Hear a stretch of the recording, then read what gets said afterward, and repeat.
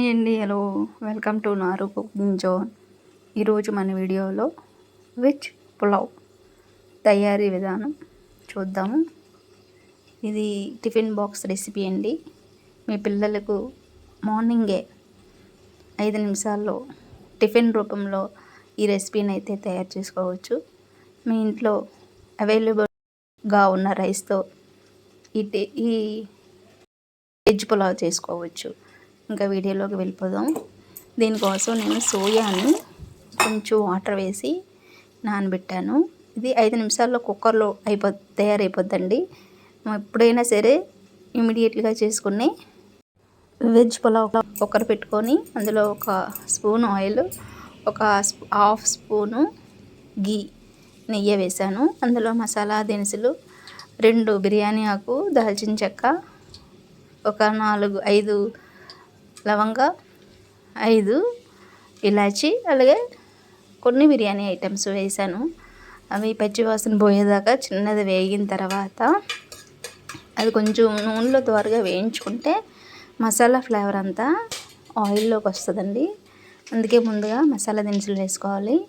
అందులోనే కొన్ని జీడి పలుకులు ముందుగా ఇలా ఆయిల్లో ఫ్రై చేసుకోవడం వల్ల బ్రౌన్ కలర్ వచ్చి మంచి టేస్టీగా ఉంటుంది మన బిర్యానీ అయితే, వెజ్ పులావ్. అందులోని ఒక పెద్ద సైజు ఆనియన్, ఒక టమాటా, చిన్న 2 పచ్చిమిర్చి, ఒక పెద్ద క్యారెట్, ఒక బంగాళదుంప కూడా వేస్తున్నాను. వెజ్ కదండి, వెజిటేబుల్స్ అన్నీ కూడా చిన్న చిన్న ముక్కలు కట్ చేసుకొని ఉల్లిపాయలు, పచ్చిమిర్చి ముందుగా వేసి బ్రౌన్ కలర్ వచ్చేదాకా వేయించుకోవాలి. ఉల్లిపాయలు వేగిన తర్వాత టమాటాలు కూడా వేసుకోవాలి. టమాటాలు బాగా మగ్గిన తర్వాత కొంచెం అలా వేపుతూ ఉంటే టమాటాలు దగ్గర పడుతూ ఉంటాయి.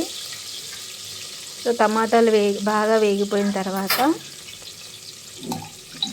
మనం ముందుగా తయారు చేసుకున్న అల్లం వెల్లుల్లి పేస్టు 1 స్పూను సరిపోద్ది. అది కూడా పచ్చివాసన పోయేలాగా బాగా ఫ్రై చేసుకోవాలి. ఫ్రై చేసుకున్న అందులోనే మనం ముందుగా కట్ చేసి పెట్టుకున్న బంగాళదుంప, క్యారెట్, ఇంకా మీ ఇంట్లో బీన్స్ ఏమైనా గ్రీన్ పీస్ ఉంటే అవి కూడా వేసుకోవచ్చండి. నా దగ్గర అయితే లేవు, అందుకే వేయలేదు. సో వెజిటేబుల్స్ తర్వాత మనం ముందుగా నానబెట్టుకున్న సోయాలో మంచి మాంసకృతులు ఉంటాయి కదండి, బాడీకి అయితే చాలా మంచిది. సోయాను కూడా శుభ్రంగా వాటర్ పిండేసి వేసుకోవాలండి. వాటర్తో అయితే వేసుకోకూడదు. మనం వేసుకున్న వెజిటేబుల్స్ అన్నీ కూడా బాగా ఫ్రై చేసుకోవాలి. నేనైతే 1.5 కప్పు రైస్ తీసుకున్నాను. ఇవి ధాన్యం బియ్యం అండి. మీ ఇంట్లో ఏ రైస్ అవైలబుల్గా ఉంటే అది తీసుకోవచ్చు, ఏదైనా పర్వాలేదు. 1.5 గ్లాస్ని బియ్యాన్ని శుభ్రంగా వాష్ చేసుకొని మనం ముందుగా వేపి పెట్టుకున్న బంగాళదుంప మిశ్రమంలోని ఈ బియ్యం కూడా వేసి కాసేపు కలపాలండి. అలా కలపడం వల్ల బిర్యానీ అయితే మంచి టేస్ట్ వస్తుంది. అందులోని చిన్న పించ్ ఆఫ్ పసుపు, కొంచెం గరం మసాలా పౌడర్ వేసుకొని మనం 1.5 గ్లాస్ కదా, 3 గ్లాస్ వాటర్ పోసుకొని రుచికి సరిపడా సాల్ట్ కూడా వేసుకొని ఇంకంతే అండి. మనమైతే అన్నీ వేస్తాము. కొంచెం కొత్తిమీర కూడా యాడ్ చేసేసుకొని లిడ్ పెట్టేసి 3 విజిల్స్ రావాలండి, లేదంటే 2 విజిల్స్. ఇలా వచ్చిన తర్వాత కుక్కర్ యొక్క ఆవిరంతా పోయిన తర్వాత తీస్తే చూసారా మన వెజ్ పులావ్ 5 మినిట్స్లో కుక్ అయిపోద్ది.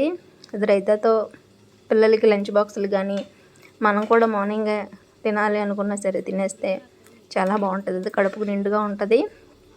అందులో ఎక్కువ మనం మసాలాలు వేయలేదు కాబట్టి చాలా బాగుంటుంది వెజ్ పులావ్. మీరు కూడా మీ ఇంట్లో ఒకసారి ట్రై చేసి మీ పిల్లలకు పెట్టండి. బై ద వే ఈ వీడియో చూస్తున్నాను, ధన్యవాదాలు. ఇప్పటివరకు మా ఛానల్ చూస్తున్న లైక్ చేయండి, సబ్స్క్రైబ్ చేయండి, అలాగే షేర్ కూడా చేయండి. Thank you for watching. Bye.